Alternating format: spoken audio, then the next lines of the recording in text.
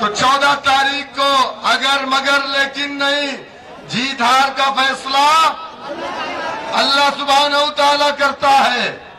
हम लोग चाय की दुकान पे बैठ करके कहते हैं अजी सरकार तो इसकी बन रही, सरकार उसकी बन रही, लेकिन जाटों का बेटा कभी अगर मगर लेकिन नहीं, सरकार किसकी बन रही उसे इससे मतलब नहीं। बहन जी ने नीला पट्टा किसके गले में डाल करके भेजा है, वो जाकर के बूथ पर अपने सिंबल को वोट डालता है, क्योंकि जब वो अपने सिंबल को वोट डालेगा तो वहां का कैंडिडेट नहीं बल्कि बहन जी मजबूत होगी, और जब बहन जी मजबूत होगी तो जाटो समाज की आवाज बनेगी। आप साइकिल को वोट डालेंगे तो यादव समाज मजबूत होगा, पतंग को वोट डालेंगे तो बैरिस्टर असदुद्दीन ओवैसी साहब मजबूत होंगे, यानी आप मजबूत होंगे। जब आपके कायद मजबूत होंगे तब इंशाअल्लाह ताला, अभी तो पूरे हिंदुस्तान में कोई एक नाम आप मुझे बता दीजिए, CNRC पर किसकी आवाज थी?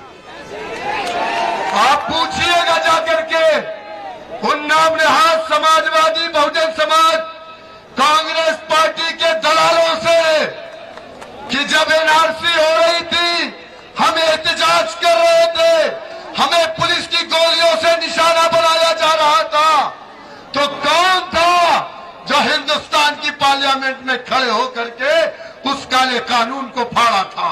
क्या नाम था उसका? समाजवादी पार्टी के अखिलेश ने फाड़ा था, BSP के लोगों ने फाड़ा था, या कांग्रेस पार्टी के लोगों ने, या BJP के मुख्तार अब्बास नकवी ने बोला था? नहीं ना। कौन बोला? दादरी से लेकर के बाबरी तक किसने आवाज उठाई? ऐ मेरे समाज के गय्योर नौजवानों, आपने कभी वोट नहीं डाला ना। उसके बाद जब हमने 2013 में पहली मर्तबा YouTube पर देखा, हम परेशान हो गए कि वो कौन है जिसे हम जानते नहीं, लेकिन पार्लियामेंट में खड़े होकर के हमारी आवाज बनते हैं। हमने सर्च करना शुरू किया। मैं सलाम करता हूं हैदराबाद की गय्यूर अवाम को, जो कभी अगर मगर लेकिन नहीं, अपने कायद को, मेरे कायद को, आपके कायद को 2,14,000 वोटों से जिता करके भेजती है।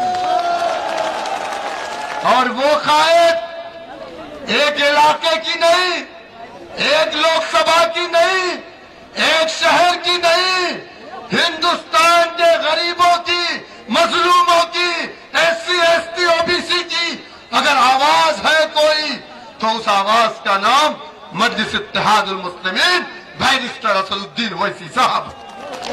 आप इनको वोट देंगे? अच्छा, ज़ियाउर रहमान साहब कितने बजे सो के उठते हैं आपको मालूम है?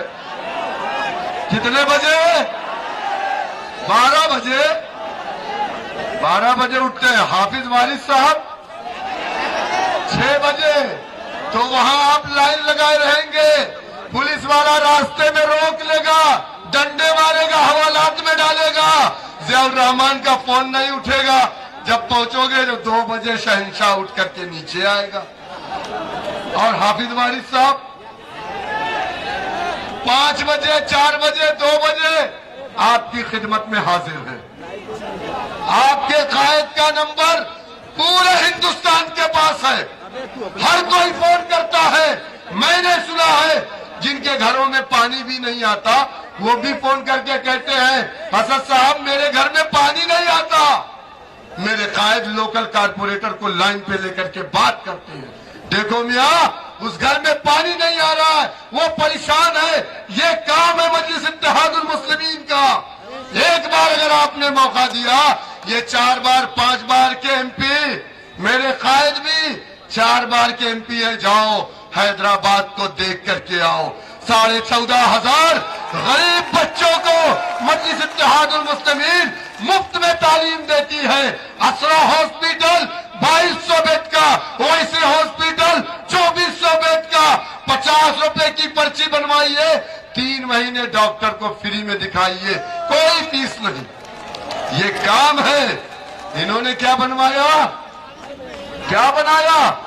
कुछ ना बनाए न बनाएंगे। जज्बात में आकर के बिरादरी के नाम पे आपका वोट भी लेंगे, नोट भी लेंगे और फिर जीतने के बाद जाके एयर कंडीशन कमरों में सो जाएंगे, कभी पलट करके नहीं देखेंगे। मैं मेरे दोस्तों, वक्त बहुत कम है, आगे भी हम लोगों को जलसे में जाना है। मेरी आपसे यही आने वाली 14 तारीख को अगर मगर लेकिन नहीं, सुबह उठ करके फजर की नमाज पढ़ करके सबसे पहले अपने घर की औरतों का वोट डलवाइए, उसके बाद अपना वोट डालिए, बिस्मिल्लाह करके डालिए। अल्लाह बरकत दे। आप कुंदर की जीत रहे हैं, इंशाअल्लाह ताला आपके सर पर सेहरा सजेगा। बहुत बहुत शुक्रिया, खुदा हाफिज। अब मैं पार्टी के कौमी सदर काबिल एहतराम इज्जत माब आली जनाब बैरिस्टर सऊद्दीन ओवैसी साहब अब आपको खिताब फरमाएंगे।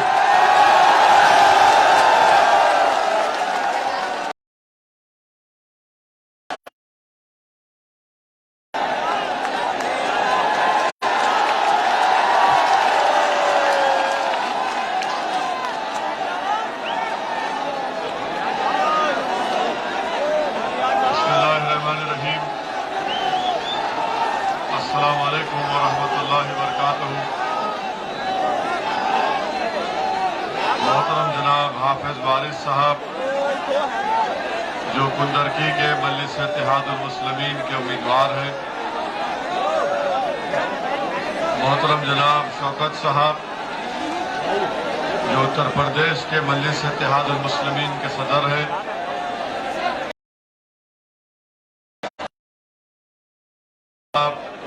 एडवोकेट जो उत्तर प्रदेश की जनरल सेक्रेटरी है,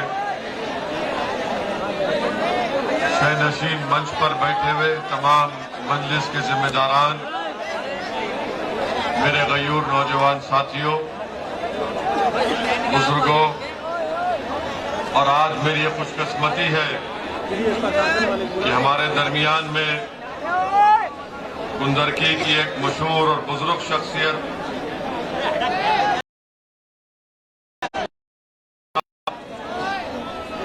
अब्दुल सलाम साहब क़िबला तशरीफ फरमा है और हमारे लिए ना सिर्फ ये बाइज़ इज्जत भी है बल्कि बाइज़ बरकत भी है।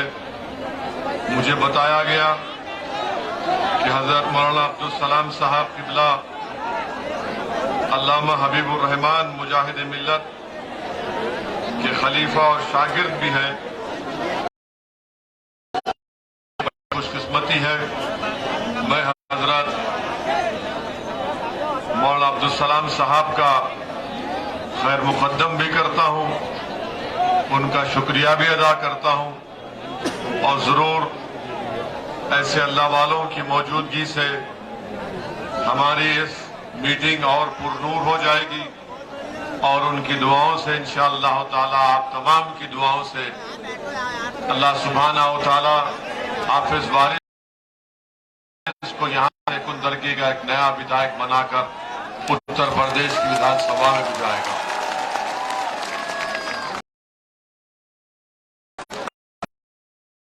बुजुर्गों, 14 तारीख के दिन मेरी आप तमाम से अपील है, पूरे कुंदरकी की जनता से, अवामुन्नास से, कि आप अब की बार अपने वोट का सही इस्तेमाल करिए ताकि आपको कुंदरकी से एक मुखलिस, ईमानदार विधायक मिले, एमएलए मिले, जो जीतने के बाद किसी पर भी जुल्म बल्कि आपका खादिम बनकर रहे,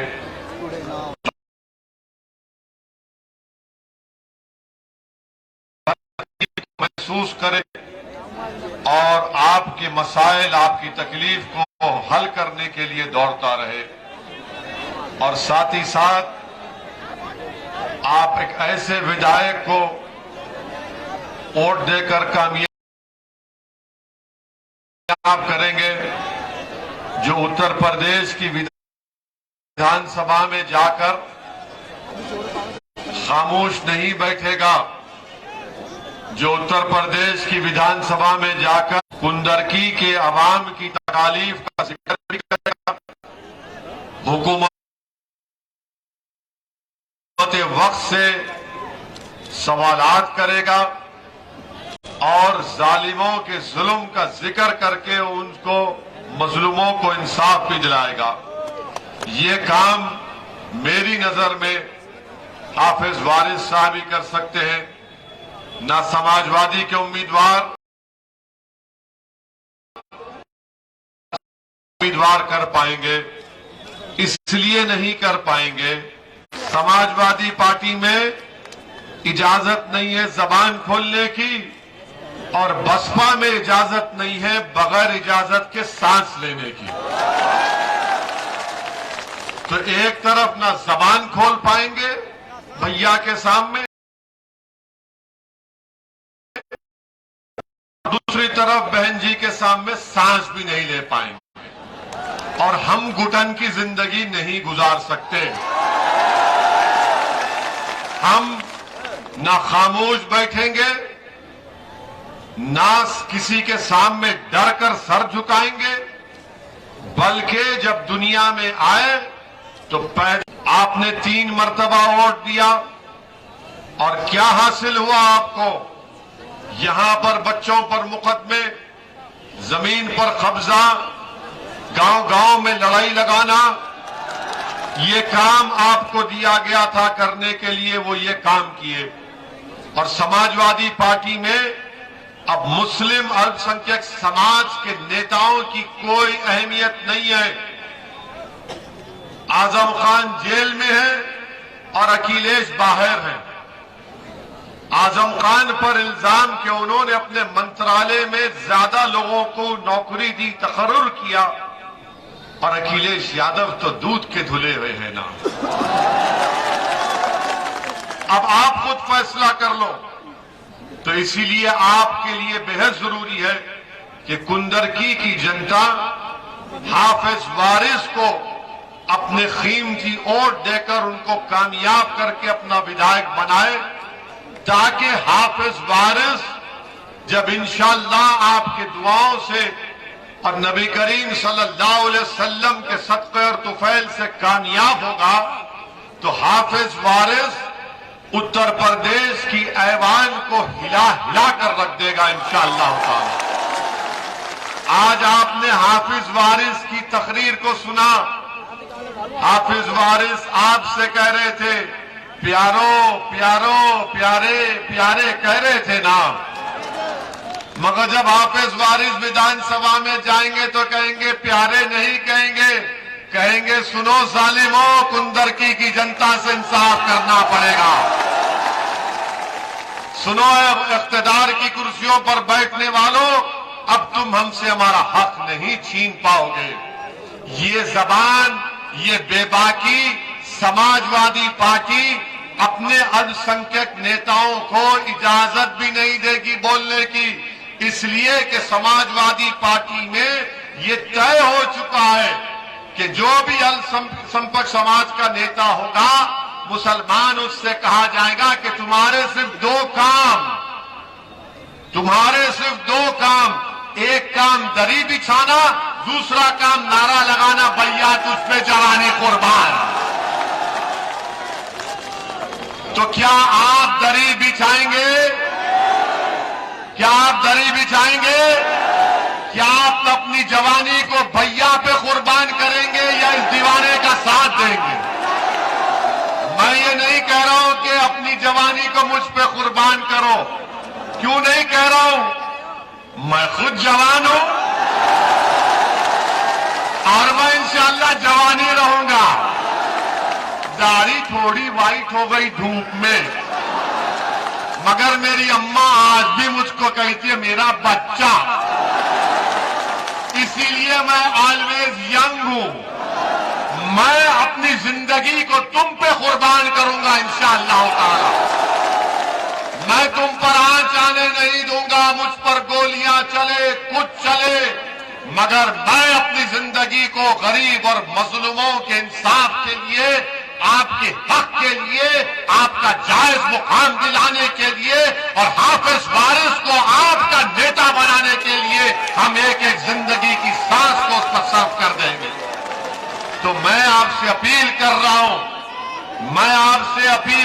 हूं, कि अब आप अपनी जवानी भैया पे कुर्बान मत करो। और मैं समाजवादी पार्टी के चमचों से कहना चाह रहा हूं, जरा समझो, तुम्हारे दादा जवानी कुर्बान कर दिए, तुम्हारे ये जवान कुर्बान हो गए। अरे कितनी जवानी कुर्बान करेगा भैया पे? अब जवानी कुर्बान नहीं होगी, अब जवानी इस्तेमाल होगी तो हिस्सेदारी की लड़ाई की इस्तेमाल होगी इंशाअल्लाह ताला। अब जवानी इस्तेमाल होगी तो मजलूम अवाम के इंसाफ दिलाने के लिए इस्तेमाल होगी। बहुत कुर्बान कर दिए गैरों के लिए, अब अपनों के लिए आपको खड़े होना पड़ेगा। आपके दरमियान में आपका भाई ओवैसी खड़ा हुआ है, आपके दरमियान में आपसे खंदा मिलाए एक दीवाना हाफिज वारिस खड़ा हुआ है, आपको इनका साथ देना है। अब रहा सवाल हाथी का, माशाअल्लाह से सही जगह गए हैं, बहुत सही जगह गए हैं, वो बहुत सही जगह गए हैं। अब आप हाथी पर ही बैठे रहिए, इधर मत आइए कुंदरकी को। क्या क्या कर दिया बताइए? 3 बार के विधायक, अनेक इंटर कॉलेज की जमीन आपका फर्जन हड़प लेगा है। और फिर ये भी बताया गया कि अहमदनगर के इकबाल प्रधान की जमीन पर धोखे से कब्जा कर लिया। अरे कैसा विधायक था कि गारत का गड़ा भरता ही नहीं है इसका, यानी जो है आने दो इधर ही। अरे कितना खाओगे?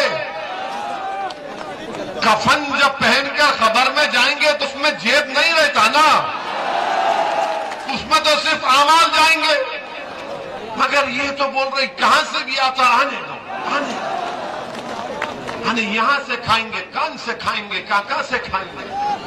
अब ये बंद करिए इन चीजों को।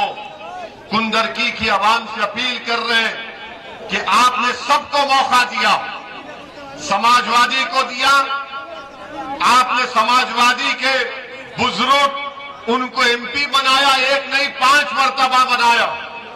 मेरी अल्लाह से दुआ है कि अल्लाह उनको सेहत दे।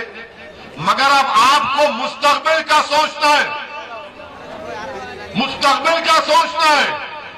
आपको ऐसे आदमी की जरूरत है जो नौजवानों की तकलीफ को समझे, जो बुजुर्गों की इज्जत करे, नौजवानों की रहबरी करे, माँ और बहनों की इज्जत का ख्याल रखे और आपके लिए लड़े इस कुंदरकी विधानसभा के लिए। और हाफिज वारिस से बेहतर कोई नहीं है, हाफिज वारिस से बेहतर कोई आपके वोट का मुस्तहिक नहीं है।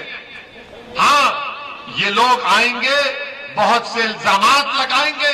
मैं पूछना चाह रहा हूं समाजवादी पार्टी से कि आप हम पर इल्जाम लगाते हैं। पार्लियामेंट में समाजवादी पार्टी के 5 एमपी हैं, बसपा के 10 हैं। 2019 में दोनों बहन जी और भैया मिलकर चुनाव लड़े। क्या आपने बीजेपी को वोट दिया था? नहीं दिया था ना आपने। क्या देंगे बीजेपी को वोट? तो फिर पूरे उत्तर प्रदेश में सिर्फ समाजवादी के 5 जीते, एक पिताजी, एक बेटा और 3 मुसलमान। अब आप मेरे को बताओ कि इनके पास 5 एमपी है ना? मजलिस के पास 2 है। जब ट्रिपल तलाक का बिल आया, तीसरी मर्तबा पार्लियामेंट में आया ट्रिपल तलाक का बिल, समाजवादी का कोई एमपी बोला? अगर बोला तो क्या बोला देख लो, यूट्यूब पर है। क्यों नहीं बोले? आप तो कौम के नाम पर वोट लिए थे ना, आप तो कौम को जज्बात में लाकर वोट लिए थे, तो कौम के बारे में क्यों नहीं बोला गया? आपने खौम खौम खौम कर दिया और आप भूल गए जुलाई 2019 में अमित शाह मोदी ने पार्लियामेंट में कानून लाया यूएपीए। उस कानून में अगर किसी को गिरफ्तार किया जाता है तो उसको जेल में 120 दिन जेल में रखा जा सकता है, डिटेंशन में। उस कानून में यह गुंजाइश है कि दिल्ली में एक इंस्पेक्टर बैठकर कुंदरकी के किसी भी नौजवान को टेररिस्ट घोषित कर देता है। 5 एमएलए थे ना, 3 मुसलमान, एक पिताजी, एक बेटे। उस कानून की तारीफ कौन की है मालूम आपको? पूछो इन लोगों से। समाजवादी पार्टी उस कानून की तारीफ की थी। कहां गया कौम कौम के नाम पर भीख मांगकर वोट मांगने वालों? उस कानून के तहत आज दिल्ली के जेल में बच्चे सड़ रहे हैं। उस कानून के तहत देश की जेलों में नौजवानों को 3-3 साल से बेल नहीं हो रही है। सपा ने तारीफ की, बसपा ने तारीफ की, कांग्रेस ने तारीफ की। 5 इनके एमपी खड़े हो गए मोदी अमित शाह के साथ और 2 एमपी मंजलिस के खड़े हो गए, मुखालिफत में खड़े हो गए। हमने और उस कानून के खिलाफ वोट नहीं दिया। मैंने तरमीमात पेश किए, मैंने पार्लियामेंट में खड़े होकर तकरीर किया और कहा कि इस कानून का इस्तेमाल मुसलमान, दलित, आदिवासियों पर होगा। मैंने उस कानून के खिलाफ कांग्रेसियों, समाजवादी से कहा कि एक दिन तुम लोग जब जेल में जाओगे तुमको तकलीफ मालूम होगी, जेल की तकलीफ क्या होती। जब कहा गई कौम की मोहब्बत, जब नहीं नजर आई कौम की मोहब्बत, लोकसभा में समाजवादी ने सपोर्ट किया अमित शाह को और फिर राज्यसभा में समाजवादी ने सपोर्ट किया, तायीद की इस कानून को कानून बनाने के लिए, इस बिल को। आप बताइए फिर आप मुरादाबाद में, संभल में और फिर यहां आकर बोलते हैं कि मैं कौम का हूं, मैं तुम्हारा हूं। अरे भाई तुम यहां बोलते हो तो पार्लियामेंट में क्यों नहीं बोल सके? क्यों नहीं बोल सके पार्लियामेंट में? इसलिए कि भैया ने कहा कौम कौम संभल में करना, यहां पर हम करेंगे। ये तुम्हारी ताकत है, ये तुम्हारी ताकत है कि कानून बन रहा है नौजवानों को पीसने के लिए, नौजवानों को उनके बर्बाद करने के लिए, और आपकी जबान नहीं खुलती। क्या किया डॉक्टर एसपी हसन ने? क्या किया जनाब बर्श साहब ने? क्या आपने वोट नहीं किया? आपकी पार्टी ने सपोर्ट नहीं किया? बोलो इस बात को। तुमने कानून बनाया बच्चों को बर्बाद करने के लिए, तुमने मोदी अमित शाह का साथ किया और ओवैसी पर उंगली उठाते, बी टीम का ओवैसी पर उंगली उठाते कि मेरे खड़े से बीजेपी को फायदा होता। अरे मेरे गाड़ी पर गोलियां चलती है, मेरी गाड़ी पर गोली चलती है, मुझको मारने की कोशिश की जाती है और हमको ही निशाना क्यों बनाया जाता? क्योंकि ये जानते हैं कि ये वाहिद मर्द है जो जालिमों के खिलाफ खड़ रहा है, लड़ रहा है। हमारी जान लेने की कोशिश होती है, हमारे साथियों की जान लेने की कोशिश होती है, मगर आप पे कुछ नहीं होता। आप तो दूध के धुले हुए हैं, आपको तो कोई पूछता नहीं है। और हमारे अतराफ ये पूरे शैताना लगे हुए हैं, कोई गोली मारो, कोई गर्दन काटो। मेरे अजीज दोस्तों और बुजुर्गों, ये बात समझाने के लिए कह रहा हूं, मिसाल दे रहा हूं ताकि आप 14 तारीख को अच्छा फैसला ले सकें। मैं भी 2004 में एमपी बना, 2009 में अल्हम्दुलिल्लाह अल्लाह ने मुझे बनाया, हैदराबाद की आवाम को सलाम। 2014 में फिर से हैदराबाद की आवाम ने मुझे एमपी बनाया, 2019 में मुझे बनाया। मैं 4 मर्तबा का एमपी हूं और मैंने हर एमपी को जो पैसा मिलता है एमपी लाइट फंड का, एक आरटीआई एप्लीकेशन डालकर देखो, मैंने वो एक पैसे को इस्तेमाल किया हूं। मेरा काम दिखता है हैदराबाद में, एक नहीं, सुनो आप, एक इलाका है गोलकुंडा के नाम से, गूगल करो, गूगल करके देखो। वहां पर मैंने अपने एमपी फंड से 10 करोड़ की बच्चों की तालीम की डिग्री इंटर कॉलेज की बिल्डिंग बनाई, वहां पर एमपी के फंड से बनाई। वहां पर एक नहीं, वहां पर कम से कम मेरे ख्याल से 500 से ज्यादा बच्चियां तालीम हासिल करती हैं उस एक बिल्डिंग में। कई स्कूल की बिल्डिंग मैं बनाया हूं, कई जगह पर पानी की लाइन, सीवरेज लाइन का काम मैं कराया हूं। बताओ जो एमपी है आपने क्या किया? कौम कौम, अगर मैं कौम कौम बोल के कौम को जज्बात में लेकर जाऊंगा और काम नहीं करूंगा तो फिर ये कौन सी मोहब्बत है कौम की? बताओ। अगर मैं पार्लियामेंट को जाऊंगा, कौम के नाम पर वोट लूंगा और पार्लियामेंट में जाकर अमित शाह और मोदी के कानून की तारीफ करूंगा तो यह कौम से मोहब्बत नहीं है, यह गद्दारी है, गद्दारी है, गद्दारी है। यह वफादारी की निशानी नहीं है, वफादारी और बहादुरी की निशानी है कि गोलियां चल रही है तो कह रहे हैं कि तू तीर आजमा, तू तीर आजमा, हम जिगर आजमाएंगे। चलाओ गोली, हमारा जिगर देखो। आज तुम्हारे सामने खड़ा हूं। मैंने पार्लियामेंट में खड़े होकर कह दिया कि मैं रसूलुल्लाह सल्लल्लाहु अलैहि वसल्लम के गुलामों का गुलाम हूं। मैं सब गुम्मत के मकी के डर का कुत्ता हूं। मुझे सिक्योरिटी की जरूरत नहीं है, बस मुझे इतना चाहिए कि हशर के मैदान में जब कमली वाले होंगे तो आका कह दे कि ये मेरा कुत्ता आया है, बहुत काफी है मेरे लिए इतना काफी है। मरना तो है एक दिन, मगर जिएंगे कैसा वो दुनिया याद रखेगी उसको। और इसीलिए हमने कहा अमित शाह साहब से आपका thank you. I don't want Z category. Akhilesh भैया तो माशाल्लाह Z+ में फिरते हैं, हम तो आपके दरमियान में हैं।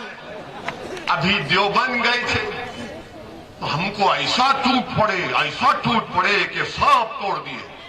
कोई हमको चीरा, कोई हमको, हम समझ रहे कि भाई कोई लैला आ गई क्या इनके दरमियान में। मेरे भाई, हमको Z कैटेगरी की जरूरत नहीं है। क्यों नहीं है? क्योंकि कुंदरकी की जनता की जान की हिफाजत होगी तो ओवैसी अपने आप को महफूज समझेगा। अगर वो 22 बच्चों को गोली मार दिया गया CAA के प्रोटेस्ट में तो फिर उनकी जान की कीमत नहीं है, तो ओवैसी जान की कीमत क्या है बताओ मेरे को। कासगंज के पुलिस स्टेशन में आपको पुलिस कस्टडी में मार दिया गया, मैं Z कैटेगरी लेकर क्या कर लूंगा? कब तक ये सियासतदान, कब तक नेता अपनी सिक्योरिटी की फिक्र करेंगे? अरे गरीब की जिंदगी तुम्हारी जिंदगी से बढ़कर है, याद रखो। जो नेता ये सोचना शुरू कर देगा कि गरीब का सुरक्षा मिलना चाहिए, दलित को मिलना चाहिए, महिलाओं को मिलना चाहिए, अल्पसंख्यक समाज के मुसलमानों को मिलना चाहिए, तब देश मजबूत होगा। मगर क्या मामला ये है, हमको बोले Z ले लो, हमने कहा Z कैटेगरी नहीं चाहिए, A कैटेगरी का शहरी का स्टेटस हमको दे दो, बराबरी दे दो। अगर वो मेरी बच्ची मुस्कान, मेरी बेटी अगर तालीम हासिल करने के लिए जा रही है, वो बेटी कॉलेज में तालीम हासिल करने के लिए जा रही और 30 गुंडे उसको घेर लेते हैं, ओवैसी क्या करेगा Z कैटेगरी लेके? जब मेरी बेटी कॉलेज जाने से अगर उसको रोक दिया जा रहा है। मेरे अजीज दोस्तों और बुजुर्गों, मैं ये अपनी तारीफ या अपनी मकबूलियत के लिए नहीं कह रहा हूं, मैं पूरी ईमानदारी के साथ कह रहा हूं। अल्लाह मेरे दिल का हाल जानने वाला है, क्योंकि मरकर मुझे भी साथ देना है। मैं नहीं चाहता हूं सिक्योरिटी मुझे लाख, मेरे दोस्त, मेरे भाई अकबर ने कहा कि ले लो भाई। मैंने कहा जब तक दुनिया में जिंदा रहूंगा आजाद पंछी की तरह रहूंगा। मैं सोने के पिंजरे में बैठकर अपनी जिंदगी नहीं गुजार सकता। हाँ, जिस दिन अल्लाह ने तय किया कि किसी की गोली से तू इस दुनिया से जाएगा, तो मैं तो कहूंगा परवरदिगार, हक तो यह है कि हक अदा ना हो सका, क्योंकि इतनी मोहब्बत इतना मौका खिदमत करने का, आप यकीन नहीं कर सकते कि संबल में हम गए थे, जलसा कर कर असर की नमाज का वक्त हुआ, मस्जिद का नाम याद नहीं आ रहा, मस्जिद में नमाज पढ़कर हम निकले, एक अपाहिज है, साइकिल पर है, हमसे हाथ मिलाया और कहा कि ओवैसी तेरे लिए 100 रुपये। मैंने कहा क्यों? उसने कहा मेरे पास यही दौलत है, तू रख ले। यकीन मानिए मैं जज्बाती हो गया, उस 100 रुपये को उठा के रखा हूं, जिंदगी भर कभी उसको इस्तेमाल नहीं करूंगा। अगर मैंने जिंदगी में दौलत कमाई तो वो 100 रुपये कमाए जो गरीब अपाहिज ने मुझे दी। मेरे अजीज दोस्तों और बुजुर्गों, यही बात आपको बताना था। ये मजलिस जब राजनीति सियासत करती है तो हमारे लिए कोई तिजारत नहीं है, कोई दौलत कमाने का जरिया नहीं है। मजलिस जब से बनी और सुबह क़यामत तक जब तक रहेगी इंशाअल्लाह ताला हबीब करम के नबी करीम के सदक़े में, तो तिजारत या दौलत नहीं बल्कि गरीब मजलूम को उनका इंसाफ दिलाने के लिए, मुसलमानों को, दलितों को, पिछड़ा समाज को उनका हक दिलाने की लड़ाई लड़ते रहेंगे। इसीलिए हमसे दुश्मनी है, इसीलिए समाजवादी पार्टी के नेताओं के ख्वाब में हम आते हैं, उनके घर वाले नहीं आते। आज कुंदरकी में इतनी बड़ी मीटिंग हो गई, अब भैया परेशान होंगे, अब भैया लगाए होंगे फोन डॉक्टर साहब को, ये इतनी भीड़ कहां से जमा किया? अच्छा आपको पैसे देकर बुलाया गया? बोलो आपको पैसे दिए तो फिर क्यों आए तुम? मोहब्बत में आए ना, मोहब्बत में आए ना, मोहब्बत में आए ना। बस यही मोहब्बत हमारी ताकत है। जो समाजवादी बसपा इससे नफरत करती है, ओवैसी मोहब्बत को आम करने आया है। और गोली मारने वाले ये समझते हैं कि मोहब्बत को आम कर रहा है, हम नफरत पैदा करेंगे। तुम्हारी गोलियों का जवाब ये मोहब्बत 14 तारीख को कुंदरकी में दिया जाएगा। तुम्हारी नफरत का जवाब ये मोहब्बत देगी, तुम्हारी गोलियों का जवाब ये सरों का समंदर इंशाअल्लाह ताला कुंदरकी से एक नई तारीख रकम करेगा और यहां से दीवाने हाफिज वारिस को भी विधायक बनाकर भेजाएगा इंशाअल्लाह। मेरे अजीज दोस्तों और बुजुर्गों, अब दूसरी बात और कुछ बोले सपा के बारे में? काफी है ना, काफी है ना इतना? नहीं, अभी मोदी के बारे में बोलना इतना काफी है, बस है चाचा के लिए। आप समझ गए हमारी बात, आप समझ गए। अच्छा बसपा के बारे में तो छोड़ दीजिए, अब वो हाथी पे बैठी हैं, भाई बैठने दीजिए हाथी पे, तो वो हाथी उनको जंगल में ही ले जाएगा। उनका हो गया टाइम अभी। उनका तो मुझे कोई बता रहे थे कि उनका कोई ऑडियो आया। सही है क्या? सही है, ऑडियो सही है, सही है। आपने सुना? क्या सुना? क्या सुना? क्या सुना? अरे जोर से बोलो, जोर से बोलो। तुम दोगे बीजेपी को? तुम दोगे बीजेपी को?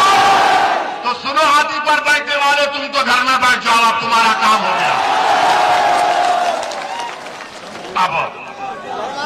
अब आपको बताते हैं कि अभी टाइम है। अभी आपको बताना चाह रहे थे कि कल देश के प्रधानमंत्री सहारनपुर गए थे ना, देखा आपने गाड़ी में बैठे हुए हैं, लोगों को बोल रहे हैं कि अलविदा मैं जा रहा हूं, मैं जा रहा हूं। तो देश के प्रधानमंत्री ने अब वो करेंगे, वो भी करेंगे, आखिर में करेंगे, आखिर में अभी सब होगा। आज कोई बाकी चीज नहीं रखेंगे, तुम्हारे दिल को मुतमईन करके भी जाएंगे इंशाअल्लाह। तो कल प्रधानमंत्री ने सुनिए, आज जिंदा रहेंगे इंशाअल्लाह। कल प्रधानमंत्री ने